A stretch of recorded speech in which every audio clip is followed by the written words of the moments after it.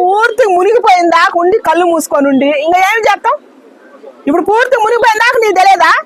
ఇప్పుడు మన దేశంలోకి వాడు టెర్రరిస్ట్ అనేవాడు వచ్చి వాడు ఎన్నాళ్ళు ఉంటాడు, ఏదో ఒక రోజు బయట పడుతుంది కదా. మన గవర్నమెంట్ తీసుకొస్తుందిగా బయటకి. ఇప్పుడు మన హైదరాబాద్ ఎన్ని పేర్లు జరగలేదు, బయటకు వస్తుందిగా. ఒక అమ్మాయి 5-6 నెలలు కానీ సంవత్సరం కానీ ఒక ఫ్రెండ్షిప్ చేసినప్పుడు అబ్బాయి మన ఇండియనా కాదా అని ఎందుకు తెలియదు? తెలుసు. తెలిసిన తర్వాత సమాజాన్ని పాడు చేయడానికి ఇవన్నీ చేసేది అంతే. అమ్మాయి కానీ అబ్బాయి కానీ ప్రేమించేటప్పుడు చూసుకోవాలి, జీవితాల మీద అవగాహన ఉండాలి. ఇప్పుడు వాళ్ళ మీద దోషి మాత్రం ఉపయోగం ఏముంటది? వాడు మోసం చేయాలి, మన దేశాన్ని మోసం చేయాలని వస్తాడు, మన దేశ స్త్రీని బస్ట్ పట్టియాలని వస్తాడు. వచ్చినప్పుడు తెలియాలిగా మన స్త్రీకి. మరి అప్పుడు శివాజీ ఛత్రపతి మహారాజ్ సినిమా తీశారు సంభాజీ మహారాజులు.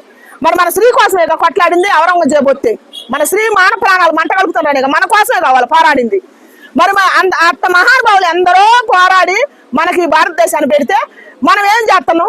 భ్రష్టు పట్టిస్తున్నాం.